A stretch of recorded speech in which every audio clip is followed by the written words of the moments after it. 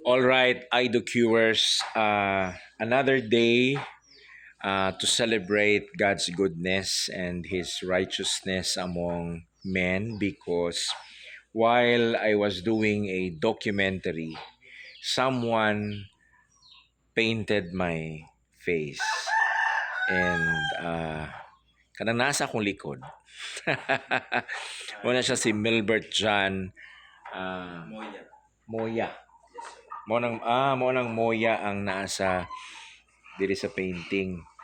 Kay nag-interview man ko diri sa sulod sa ilahang balay. Naghimo ta og documentary mahitungod sa katong bata nga hawd na kaayong mobaid og kutsilyo ingon man sa iyahang papa. Nga mao po'y nagtudlo og nahimong inspirasyon sa mong bata nga si Baludoy. While I was doing in an interview, kana si Milbert Jan hinay-hinay po dai siya og draw sa ako. Unya, kalit lang samtang naga-review ko sa ako ang mga ginahimo. Gitunol niya ni sa ako. Di ba? Very beautiful. Nakuha gyud niya in the span of 15 minutes. Okay, atong duolon si Milbert Jan, atong pangutanon. Unsay naka-agni sa imuha nganong imuha man kong gidraw? Kuan sir, pasalamat lang po nako sa imuha nga grab po nimo ang opportunity nga ma-feature ako ang igagaw.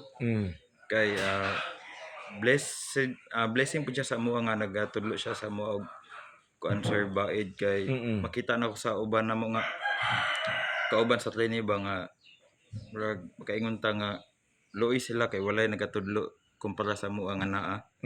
Mana as a gift na lang pod sir mo to gi-sketch ta ka. Okay. Fast sketch.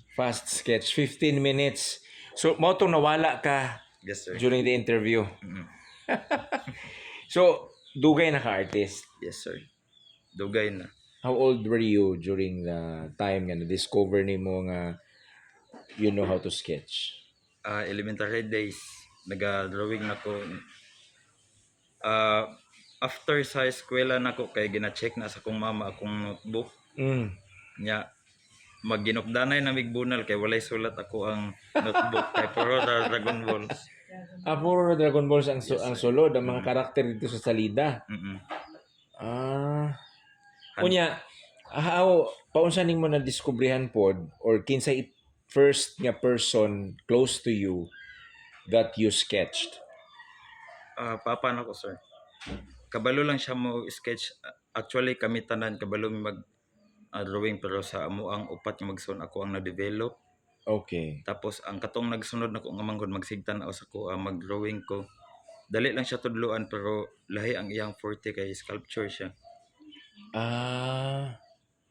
So imuha papa ang imuhang unang gi-sketch. Asa man to? Mo na diha ro? Ay ang kuan sir, wala na ko gi-sketch akong papa pero makita na ko siya sa una mag-lettering, mag-drawing. So mo to na kuhaan nimong inspirasyon. Oo sir, nya ganahan lang po jud ko mag-drawing po. Siguro po ni kutsilyo, yung gibaid. Murag ana jud sir. Kay makita na ko sa kong papa nga siya may mag-lettering sa una sa simbahan namo. Sa asa nga simbahan? Sa Church of the Living God. Ay, okay. Oo sir. Tapos wow. Maundang elementary ana wala ko ka-appeal og kana mo present sa eskwelahan kay na may masahod sa ko classmate nako nya high school wala na pod kay mo drawing lang ko na project. Tapos college kay nabagsak manggo nabakante ako ang time rag dito na ko gi-focus ako ang kuan time nga medyo aron dili kay sakit. Naga-drawing ko, naga-appeal na og contest. Tapos katong mga kabats na ko sa elementary mag-abot na mig contest. Madaog na nimo sila? Unsahay sir. Okay. Matsambahan. So salamat kay Milbert Jan sa imuhang kini nga sketch. I will treasure this one. This is the second time that I am being sketched. The first one was in 2011 yata. Gi-sketch po ko niya. But it was an arranged sketch. Gipalingkod yun ko niya. And then, wala to'y kalo. Karon at least nakakalo na ko, no? Salamat kayo ani. I will treasure this one. Ako aning ipa-frame. So ako ano ni siyang before ka mahimong butcher. By the way, si Melbert Jan is also an aspirant of being a butcher somewhere else. Kung asa man siya dalahon sa iyang mga tiil, kung asa man siya dalahon sa Ginoo. So naga-train siya karon sa kining slaughterhouse sa Tagum City.